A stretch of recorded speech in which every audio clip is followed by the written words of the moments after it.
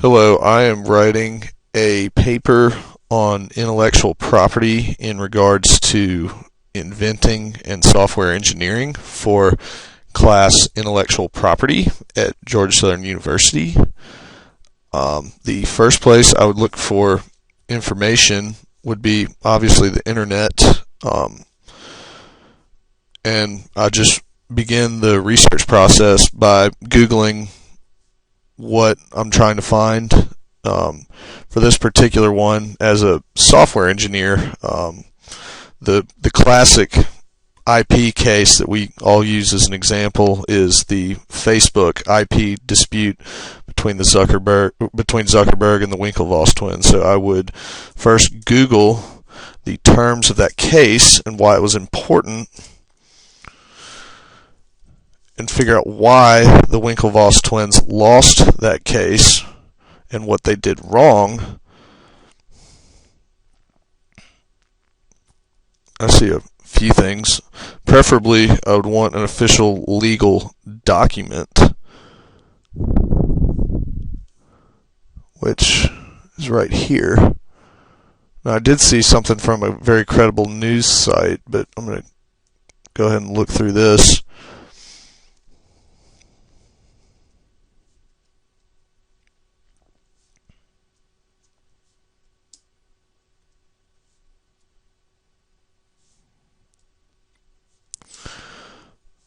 This is basically the official document from the courts detailing everything that went on in that room.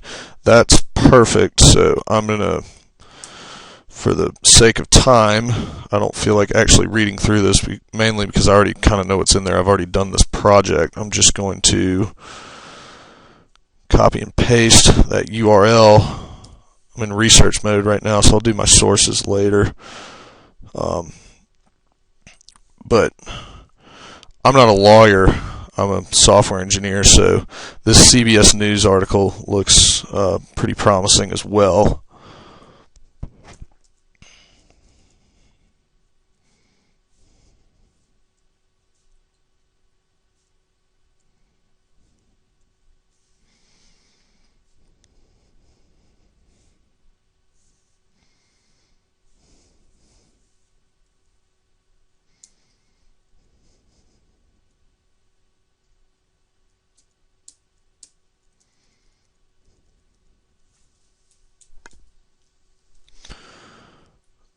This is really good too, so I'm going to save that.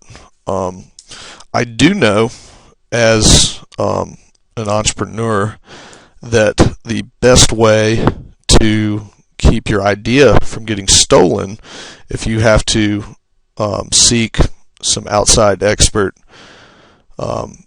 affiliation or anything like that, they need a software engineer, is to make them sign a non-disclosure or non-compete agreement, which legally binds them to never do anything remotely close to what you're trying to accomplish. So I'm just going to pull up a template of that. That's, in my opinion, where the Winklevoss twins went the most wrong by doing that. If Zuckerberg had signed that, he would have had to wait at least 2 years to launch Facebook, even if he didn't write a single line of code for them ever, and this would have never been a problem. So here's a sample of that.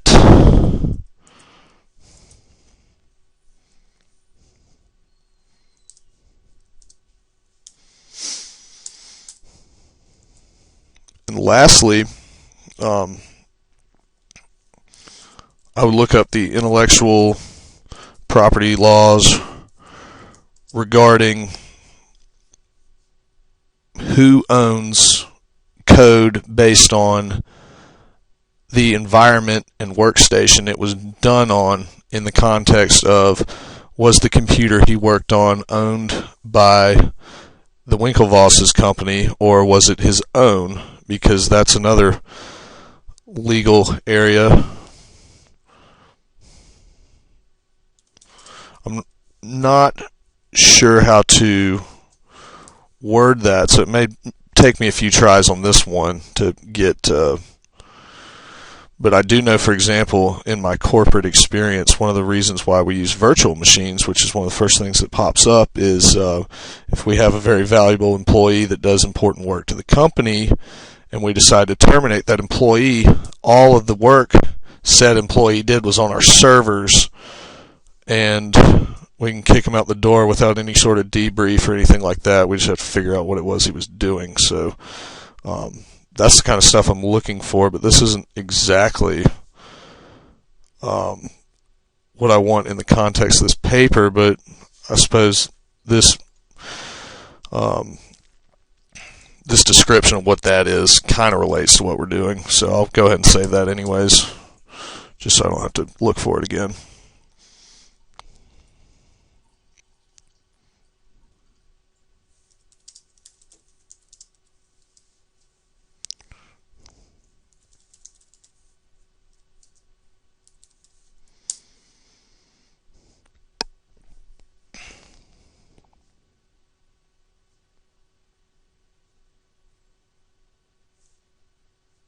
I found something from NSA, who are the kings of controlling any sort of cyber IP, or lack thereof.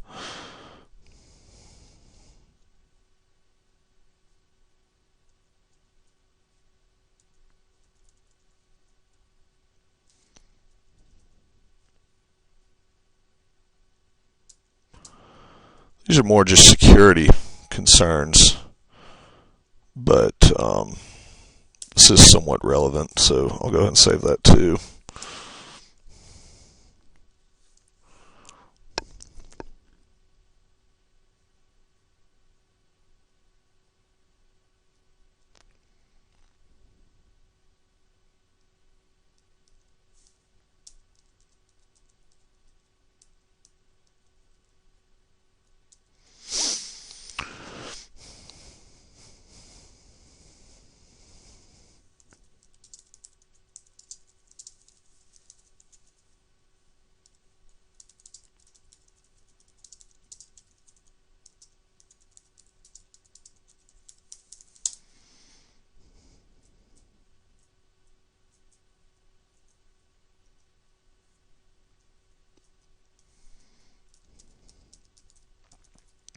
This is a really good one right here.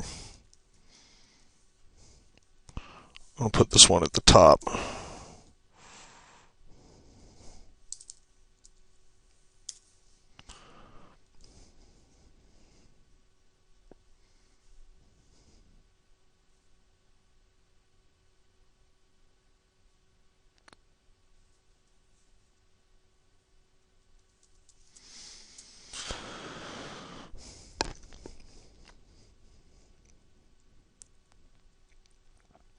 The concept of a social network for the purpose of this particular case doesn't really apply, sort of, because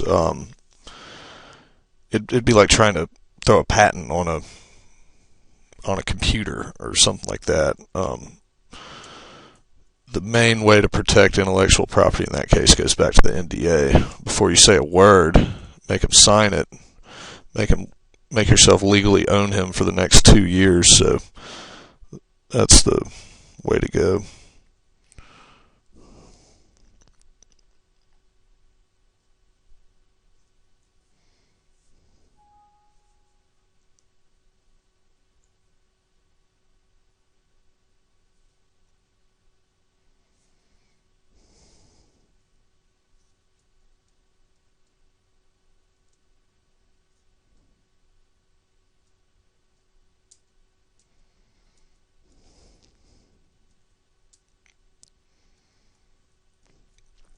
Basically what I'm trying to find is, I know one of the best ways to protect your stuff is to supply the workstation for any sort of employees. Just supply the software they use.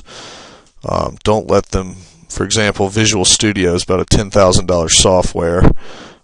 If your coder uses that to develop what you're asking him to code on his own station, off his own funds, he has a major stake in what you're doing just based on having that software and having it on his computer, and that can turn into a mess. So the best way to avoid that is by supplying those workstations in your own network that's up to your security standards.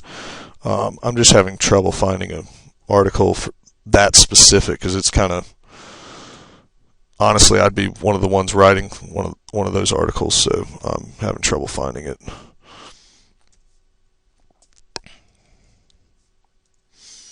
But yeah, maybe I would go check that out in the library.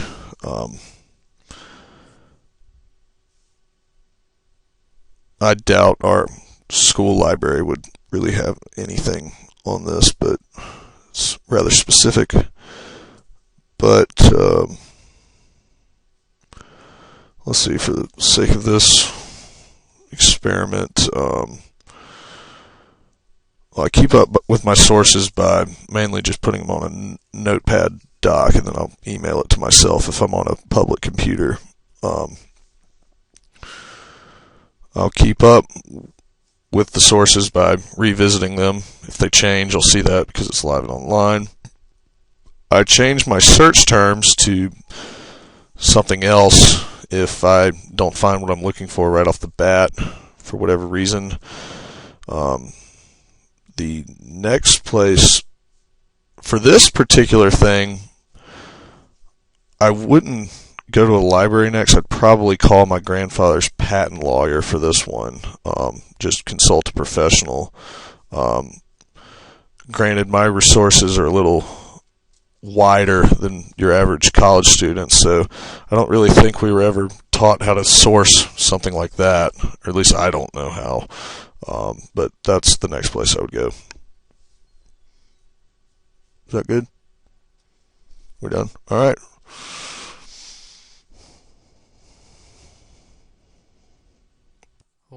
I am writing a paper on weight loss for a class in English. I'm going to Internet, Explore, then I'm going to go to Google.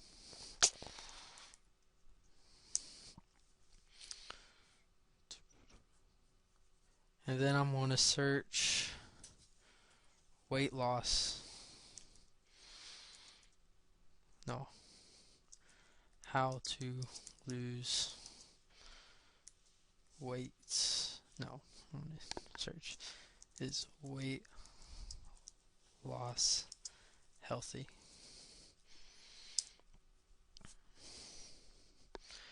And the first place I'm going to look for information is on the results Google gives me, and I'm going to look for something with org or edu and avoid.com. This Mayo Clinic thing looks okay. Then I'm just going to read the text.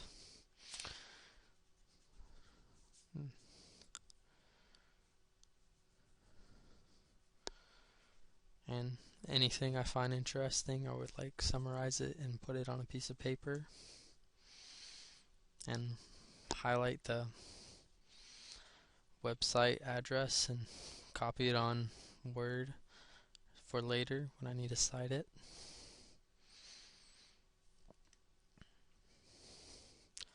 You just go back to Google, and I might look for a different term, like whether weight loss is on what people say about healthy weight loss, or yeah.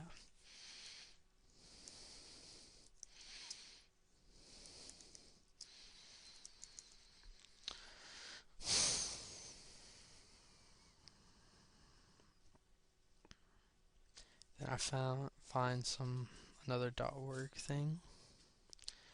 It's called Healthy Weight Loss and Dieting Tips. Looks like that might have some information. Then I would read a couple sentences on the top and look at the highlighted words, see what those are about. And That looks cool. I might like take some notes on this article too and put it on Word and highlight the address on the website so I can cite it later. And then if I had to look for a scholarly source, I would either go look at Galileo or just go to Google Scholar since I'm already at Google.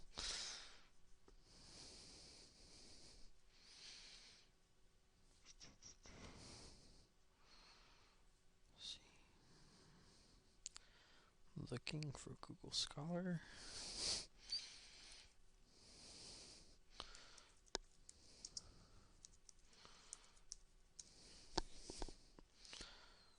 Alright, found Google Scholar. I'm going to type in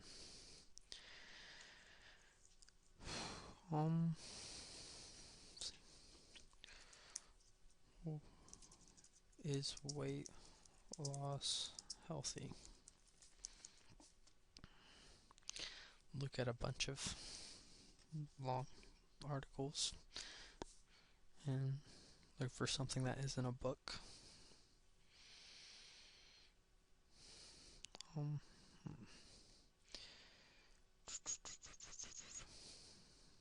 Maybe this is something. No. High protein, low fat diets are effective for weight loss. This looks interesting, and it isn't a book.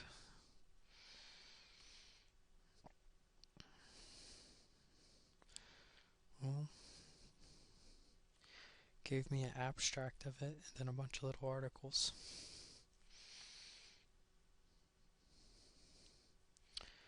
Article sightings this article. Maybe I'll look at one of these. Effects of high protein diets for fat free.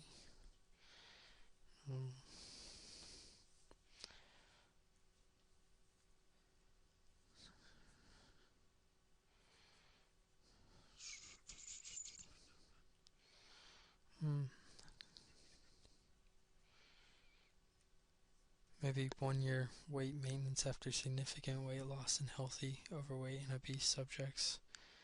Maybe that's kind of cool.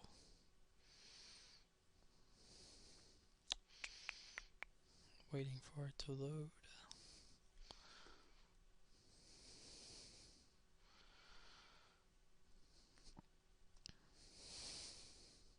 Then it just shows a bunch of words about what they did, and I might read most of it and see if there's anything interesting.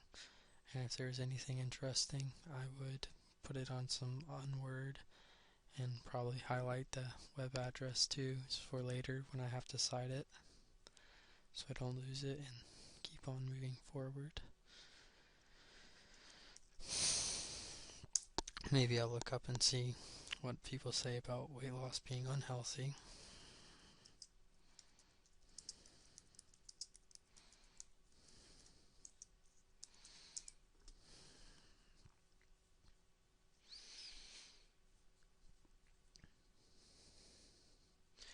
Then it shows some sites. Sometimes I might look at a .com site, like 8 common unhealthy ways to lose weight, just to see what it says.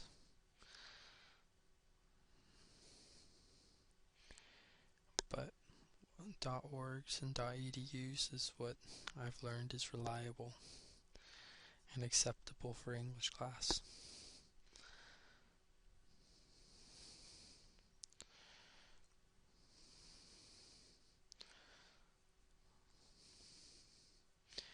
Kind of got a little article about what celebrities do or something, and that doesn't look like a good one very much so probably wouldn't do that one. I would probably just click the back button.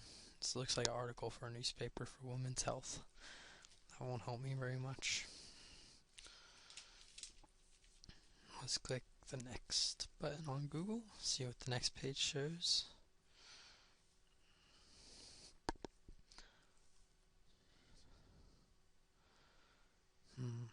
Unhealthy weight loss on Tumblr.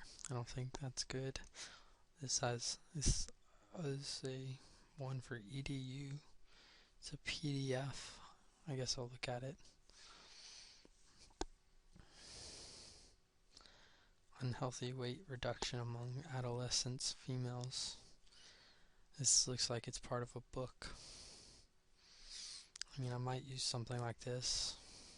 It talks about females and losing weight. And that would be a good another scholarly source. If I need it too, I'm good. And I would write down, take notes, and put it on Word.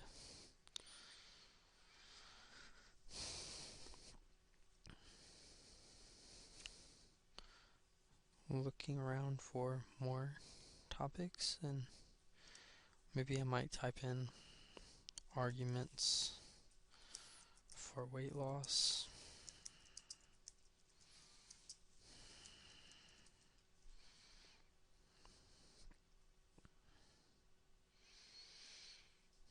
And look at the stuff, and I see a lot of .coms.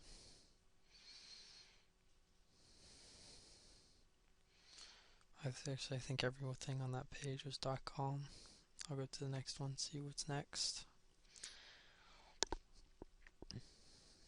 A .co. I don't know what that is. Guess I'll avoid it.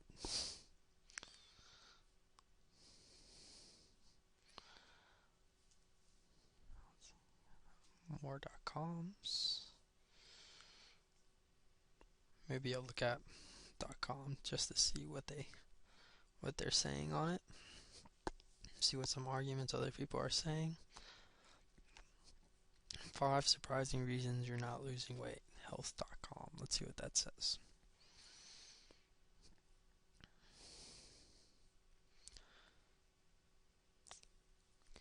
Beat the weight plateau. Scroll down. Frozen. Scroll down. There we go.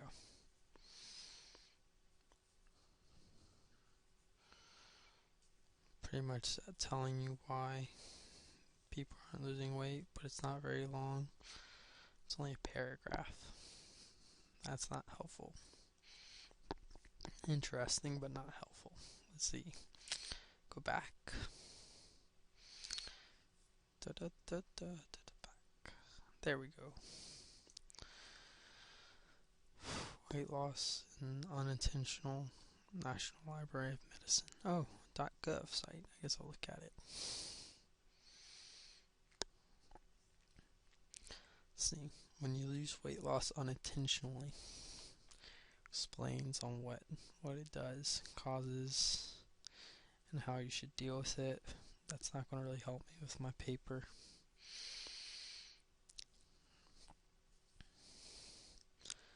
Let's see.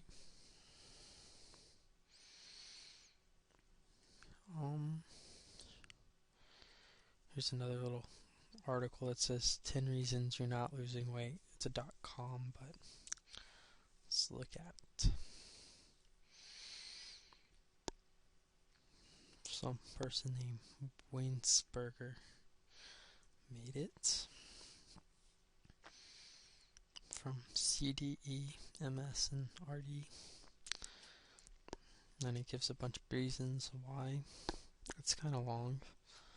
I mean, I'll think about, I might use some of the stuff on it and put it on there just as extra source.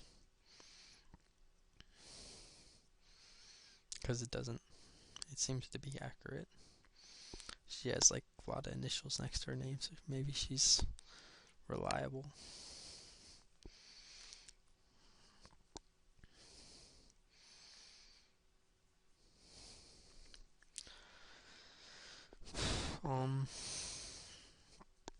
Let's see, what else would I do? I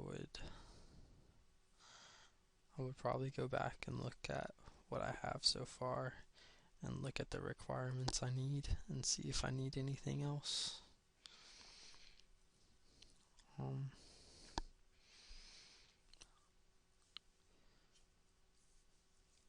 Maybe I'll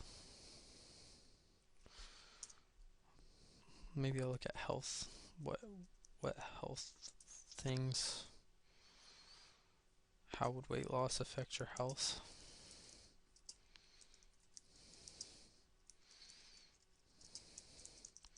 Put it in, how would losing weight affect your health?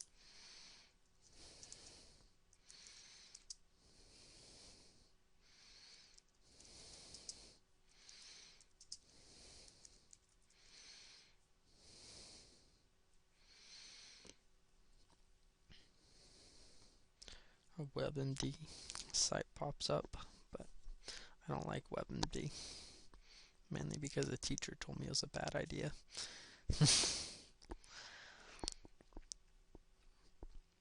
Best way to lose weight, that pretty much answers my question. It's a gov site, let's see what it says. First thing in bolded letters is your weight is important, and it gives a little introduction. I'm reading first sentence, it looks like it's, I guess, helpful. Behaviors that will help you lose weight and maintain it. Setting the right goals. This looks like a good, helpful area. And I would probably, it has some stuff in numbers, like useful goals should be specific, attainable, forgiving, walking. That's pretty much good right there. I would definitely put that on my paper. And there's more stuff like nothing succeeds like success, and reward success, and balancing your food checkbook. Pretty much is giving you tips, and that's pretty good. I would definitely put that in my paper on losing weight healthy, how to lose weight a healthy way.